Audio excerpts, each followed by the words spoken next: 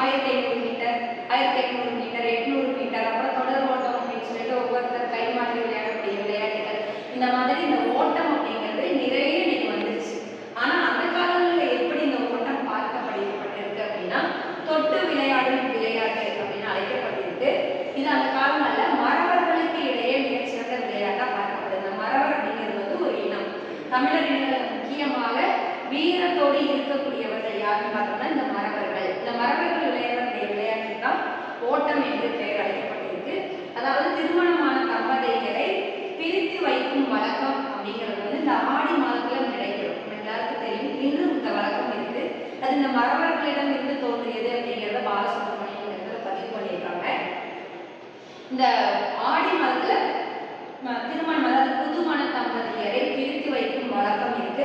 அப்படி பிரித்து வைக்கும் அந்த நேரத்துல அந்த புதுமண தம்பதியர் அந்த ஆடவர்களை எல்லாம் பிரித்து ஒரு சேர ஒன்றிணைத்து ஆடவர்களோடு விளையாடக்கூடிய அந்த விளையாட்டுக்கு பேர் தான் என்னன்னு சொல்றாங்கன்னா ஓட்டம் அப்படின்னு.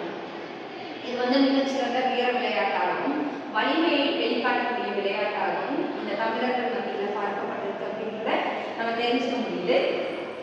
அடுத்த விளையாட்டு என்னன்னு பார்த்தோம்னா உரி மரம் ஏறுதல். இந்த உரி மரம் அப்படிங்கிறது என்னன்னு பார்த்தோம்னா ஒரு இடத்துல ஒரு மரத்தை வச்சிருவாங்க. அந்த மரத்தினுடைய பட்டையை எல்லாம் உரிச்சிருவாங்க.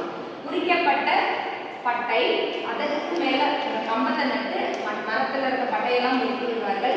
உரித்து விட்டு அந்த கம்பத்தின் மேல வந்து என்ன பண்ணுவாங்க, நிறைய பரிசு பொருட்களை வைத்திருவாங்க. அந்த பரிசு பொருட்களை எடுக்க வேண்டும் என்று ஒரு ஆண் மகன் விரும்பினால் அவன் என்ன பண்ணணும் அப்படின்னா அந்த மரம் ஃபுல்லா விளக்கெண்ணையை கலக்கிடுவாங்க. விளக்கெண்ணெய் அப்படிங்கிறது அதனுடைய தன்மை என்னன்னு பார்த்தோம்னா வலுவழுப்பானது. எண்ணெய் அப்படின்னால என்னன்னு பார்த்தோம்னா வலுவழுப்பானது. அதிலும் உரி மரத்துல என்ன பண்ணுவாங்கன்னா விளக்கெண்ணெயை கலக்கிடுவாங்க. எண்ணெய் அப்படிங்கிறதே நம்ம என்னன்னு பார்த்தோம்னா வலுவழுப்பானது அப்படின்னு பார்க்கணும். இந்த வலுவழுப்பானதுல விளக்கெண்ணெய் அப்படிங்கிறது இன்னும் வலுவழுப்பாக தன்மை உடையது. அந்த விளக்கெண்ணையை என்ன பண்ணுவாங்கன்னா அந்த மரத்துல தடவி போட்டு எவனுக்கு அந்த திறம் இருக்கிறதோ, எந்த ஒரு ஆண்மகனால் அந்த மரத்தில் ஏற முடியுமோ அவன் ஏறி அந்த பரிசு பொருட்களை பெற்றுக்கொள்ளலாம் அப்படிங்கிறதா அந்த விளையாட்டினுடைய சிறப்பாக பார்க்கப்படுகிறது. அதற்கு பேர் தான் என்ன சொல்றாங்கன்னா உரி மரம் ஏறுதல் அப்படிங்கிறாங்க. இன்னும் இது திருவிழா காலங்களில் பார்த்தோம்னா தெரியாது. அதாவது சிறுதெய்வ வழிபாடுகள் அப்படின்னு சொல்லுவாங்க. இந்த சிறுதெய்வ வழிபாட்டுல இந்த உரிமரம் ஏறும் வழக்கம் ஒவ்வொரு ஏரியா வட்டாரத்துக்கு தகுந்த மாதிரி அதை மாற்றி சொல்லுவாங்க.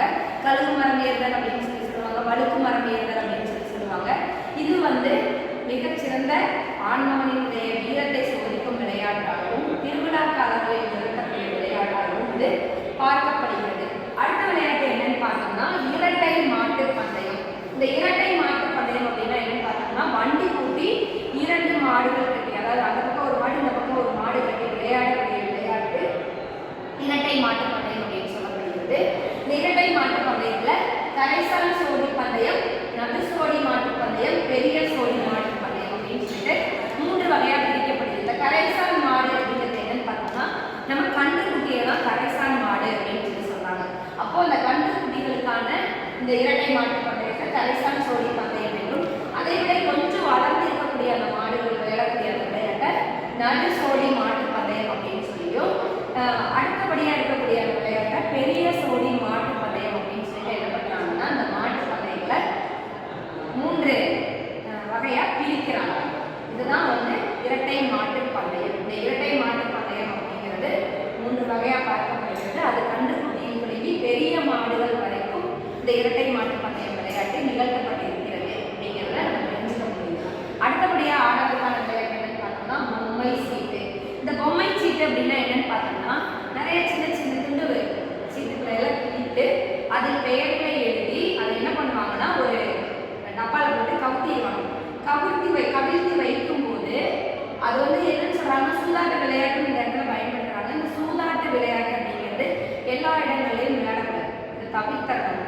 எந்த இடத்துலையும் இந்த சூதாட்டம் என்பது இருக்கக்கூடாது அப்படிங்கிறதுக்காக இன்னைக்கு நிறைய வந்து இதை என்ன பண்ணிட்டாங்க, ஒழித்து விட்டார்கள், விளையாடக்கூடாது அப்படின்னு சொல்லிட்டு. ஆனால் அந்த காலங்களில் திருவிழாக்களின் போதும் இந்த விளையாட்டுகள் விளையாடப்பட்டிருக்கு. என்ன பண்ணுவாங்கன்னா ஒரு டப்பாவில் நிறைய துண்டு சீட்டுகளை போட்டு அதை கவிழ்த்தி வைத்து அதில் நம்ம சொல்கிற எண்ணையோ அல்லது பெயரையோ எடுத்தோம் என்றால் அது நாம் வெற்றி பெற்றவர்களுக்கு பரிசுகள் கொடுக்கப்படும் அப்படிங்கிற அந்த விளையாட்டுகள் அந்த காலங்களில் இருந்திருக்கு அப்படிங்கிறது அந்த பொம்மை சீட்டு விளையாட்டு நமக்கு எடுத்து காமிக்குது.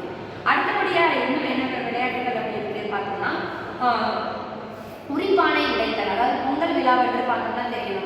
2 கம்பம் வச்சிருப்பாங்க. அந்த கம்பங்களுக்கு நடுவே என்ன பண்ணுவாங்கன்னா ஒரு மண்பானையை அலங்கரித்து கட்டியிருப்பாங்க.